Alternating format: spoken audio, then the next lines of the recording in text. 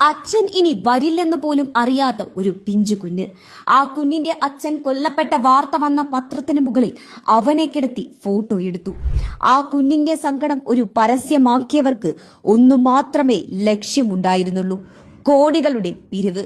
പയ്യന്നൂരിലെ ധനരാജ് കൊല്ലപ്പെട്ടപ്പോൾ ആ കുടുംബത്തിന് താങ്ങാകാനെന്ന് പറഞ്ഞ് പിരിച്ചത് 1 കോടിയിലധികം രൂപയാണ്.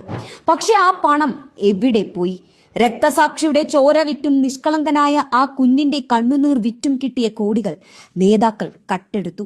ആ പണം എവിടെയെന്ന് ചോദിക്കാൻ അവിടെ ഒരു മനുഷ്യനുണ്ടായിരുന്നു: വി കുഞ്ഞികൃഷ്ണൻ. സ്വന്തം പാർട്ടിക്കാരനായ രക്തസാക്ഷിയുടെ കുടുംബത്തെ വഞ്ചിക്കുന്നത് ചോദ്യം ചെയ്ത കുഞ്ഞികൃഷ്ണനെ അവർ പാർട്ടിയിൽ നിന്നും പുറത്താക്കി. പകരം കള്ളന്മാരെ സംരക്ഷിച്ചു. രക്തസാക്ഷികളോട് പോലും ഇത്രയും വലിയ ക്രൂരതയും വഞ്ചനയും കാണിക്കാൻ ഇവർക്ക് എങ്ങനെ കഴിയുന്നു? രാഷ്ട്രീയത്തിന് വേണ്ടി ഇത്രയും തരം താഴാൻ ഈ പ്രസ്ഥാനത്തിന് എങ്ങനെ സാധിക്കുന്നു? ഇതാണോ നിങ്ങൾ പറയുന്ന വർഗസ്നേഹം? സ്വന്തം രക്തസാക്ഷിയുടെ കുഞ്ഞിനെ ചതിക്കുന്ന നിങ്ങൾക്ക് കാലം മാപ്പു നൽകില്ല. ഈ ക്രൂരതയോട് നിശബ്ദത പാലിക്കുന്നവരും ഈ വഞ്ചനയുടെ ഭാഗമാണ്. ജനങ്ങൾ ഇത് കാണുന്നുണ്ട്. അവർ നിങ്ങൾക്ക് മറുപടി നൽകും.